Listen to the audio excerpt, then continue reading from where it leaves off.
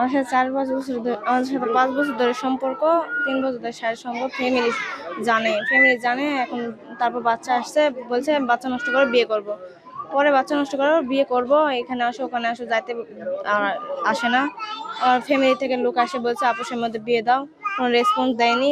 এই এই লোক ধরে ওই লোক ধরে ধরে ওরা টাকার অফার দেয়, অনেক কিছু যা বলার মতো। আর এই যে তারপরে এনসিপি ইমরান ওই আমাকে আসে বলতেছে আমি বাসে থাকতে আমি ইমরান বাসে থাকতে কখনো এটা সম্ভব না, এই বলে তিনি চলে যাচ্ছে। আমাদের সাথে কোনো কথা বলতেছে না, আর এরা তো দরজায় খুলেনি। তুমি কতক্ষণ থেকে আসো আর সকাল 10টা কত থেকে। বছর থেকে সম্পর্ক কি ঘটছে একটু বলো। 5 বছর ধরে সম্পর্ক, আমার সাথে শারীরিক সম্পর্ক করছে, বিয়ে প্রলোভন দিয়ে বিয়ে করবে। তাই অনেক কসম টসম খাই বিয়ে করবে বলছে।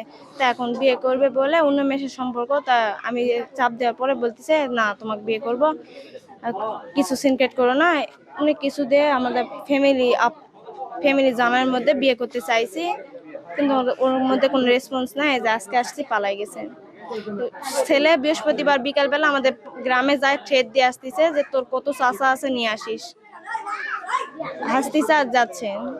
আমার মেয়ের সাথে সম্পর্ক 5 বছর থেকে ধরেই।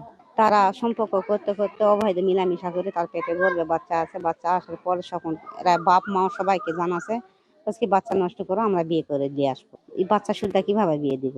এরা সুইসাইডে মেয়ে কালাভূম দিয়ে বাচ্চা নষ্ট করে এখন এসে বলতেছি না আমরা আর বিয়ে করবো না, আপনারা কি করতে পারেন, কি করণীয় আছে করে নেন। আর এখানে ইমরান নামে একটা ছেলে আছে, ওই ছেলে বলতেছে আমি বাসে থাকা পর্যন্ত এখানে কোনোদিন বিয়ে হতে পারে না।